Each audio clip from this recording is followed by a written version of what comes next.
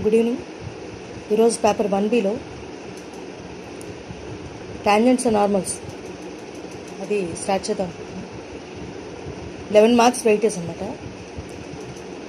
అయితే సినాప్సిస్ ఎలా ఇచ్చారంటే అప్లికేషన్స్ ఆఫ్ డెరివేటివ్స్ మొత్తం అంటే 5 చాప్టర్స్ కలిపి అనమాట సినాప్సిస్ ఇచ్చారు. ఆ 5 ఏంటంటే ఎర్రర్స్ అండ్ అప్రాక్సిమేషన్స్. ఈ మొత్తంగా ఇలా 5 26 మార్క్స్ వెయిటేజ్ అన్నమాట.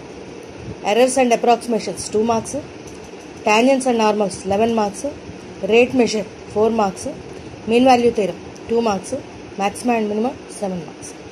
ఇందులో 11 మార్క్స్ వెయిటేజ్ ఉన్న చాప్టర్ ఇది స్టార్ట్ చేద్దాం. మొత్తం ఈ 5టికి కలిపి సినాప్సిస్ ఒకటే. సో అందుకని ముందర సినాప్సిస్ చెప్పేసి తర్వాత వెయిటేజ్ బట్టి ఆర్డర్ ప్రకారంగా చెప్తాం. ముందరగా టాంజెంట్స్ అండ్ నార్మల్స్ చెప్తాం. సినాప్సిస్ చెప్తాం.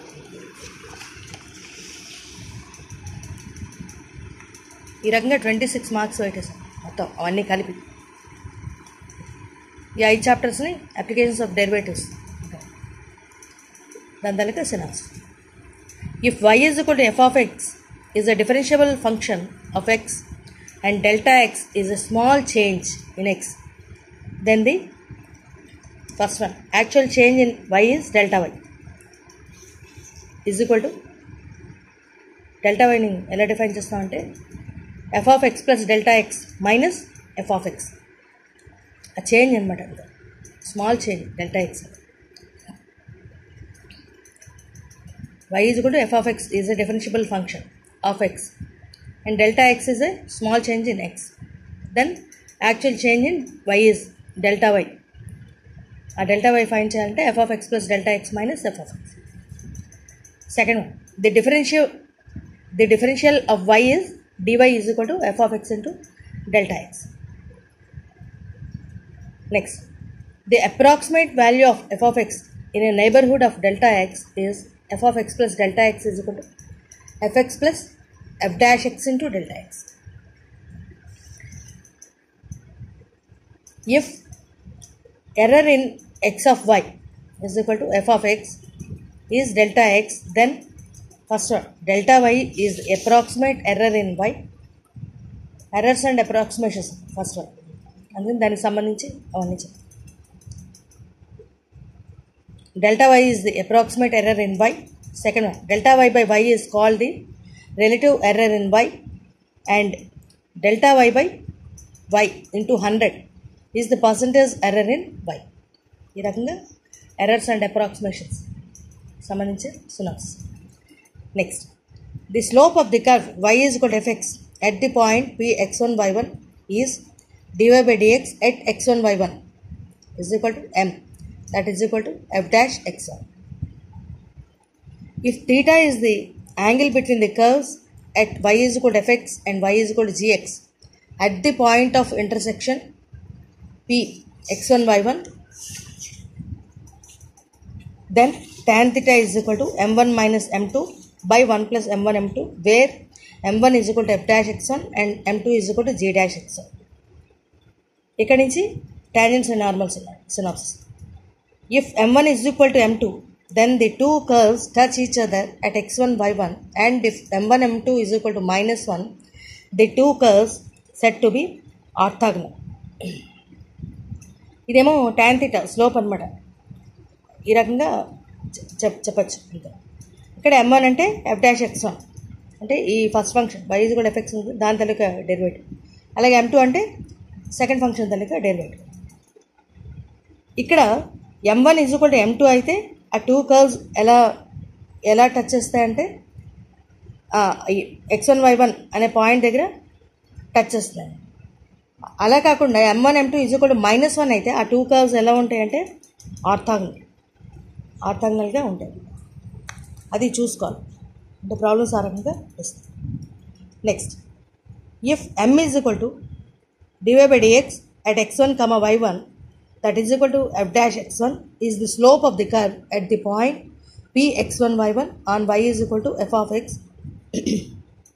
then First one, the length of the tangent to the curve at P is mod y1 into square root of 1 plus f dash x1 whole square by f dash x1. The length of the normal to the curve at P is y1 into square root of 1 plus f dash x1 whole square.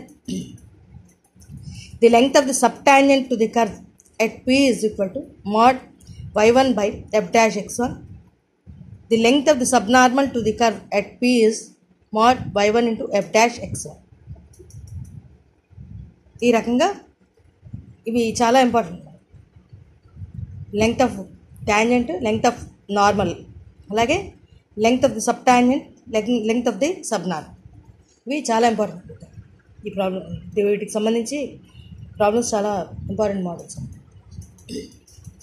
Next, the rate of change of the function y is equal to f of x with respect to t is dy by dt.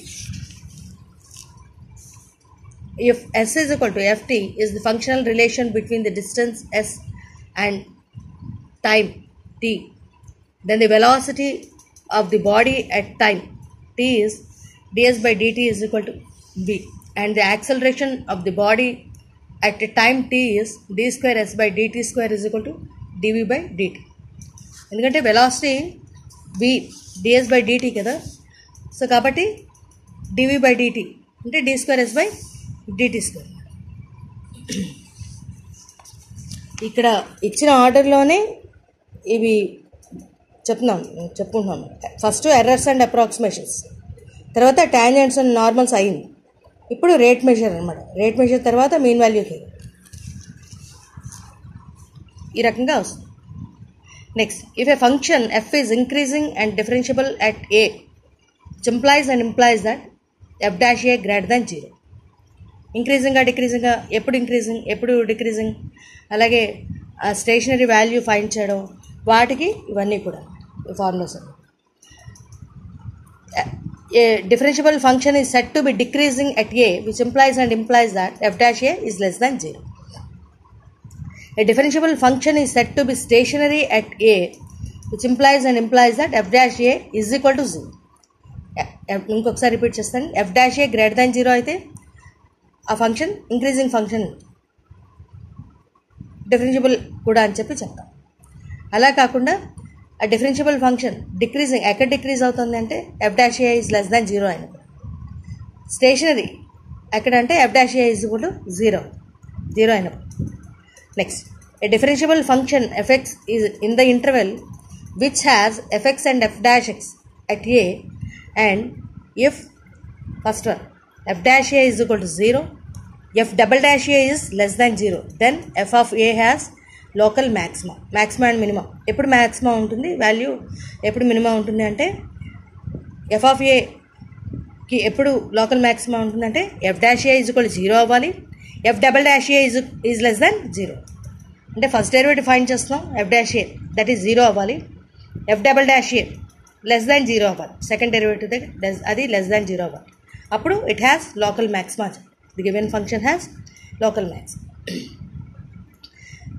అలాగే local minima ఎక్కడంటే first derivative f dash a is equal to 0 అయ్యి, second derivative f double dash a is greater than 0 అయితే f of a has local minima అని చెప్పి చెప్తాం. Next, ఇవి mean value theories. Rolle's mean value theorem, తర్వాత Lagrange's mean value theorem. Rolle's mean value theorem, if a function f defined over closed interval ab is such that first one f is continuous over closed interval a comma b. Second one, f is differentiable on open interval ab.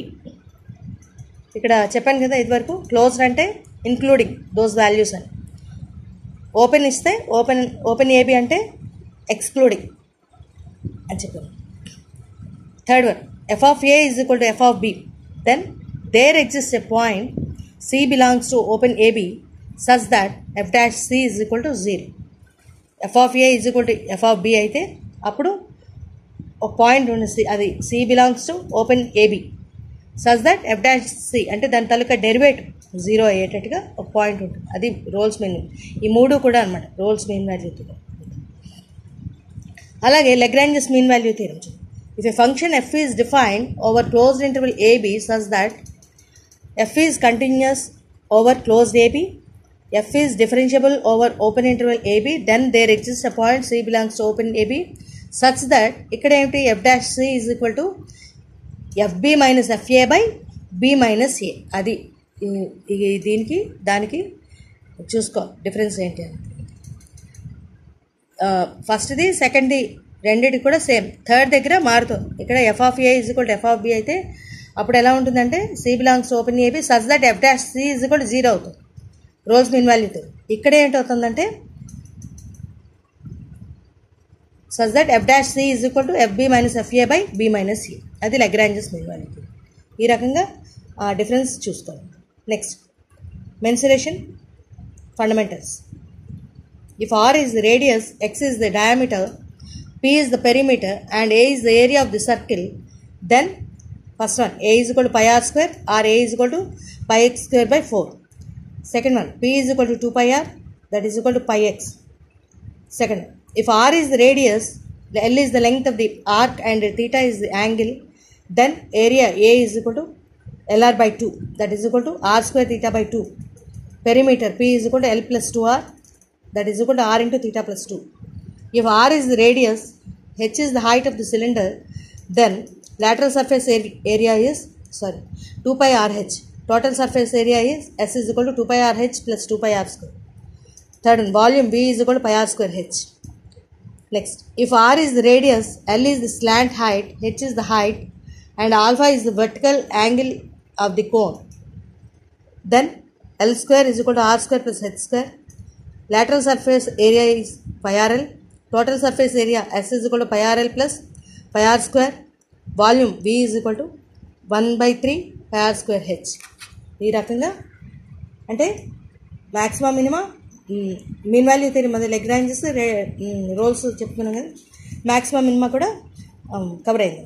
ఈ రకంగా ఇంకొంచెం ఇంకొకటి 2. L is the length, T is the period of oscillation of a simple pendulum and G is the acceleration due to gravity. Then T is equal to 2 pi square root of L by G. ఇవన్నీ మనకు తెలుసున్నాయి కదా అంతా. If R is the radius of sphere, then surface area S is equal to 4 pi r square. Volume V is equal to 4/3 pi r cube. Let x be the side of the cube, then surface area of the cube is 6x square and volume of the cube is x cube. ఇవి synopsis. Problems, tangents and normals problems next ఇంకొక వీడియోలో send చేస్తాను. Thank you very much.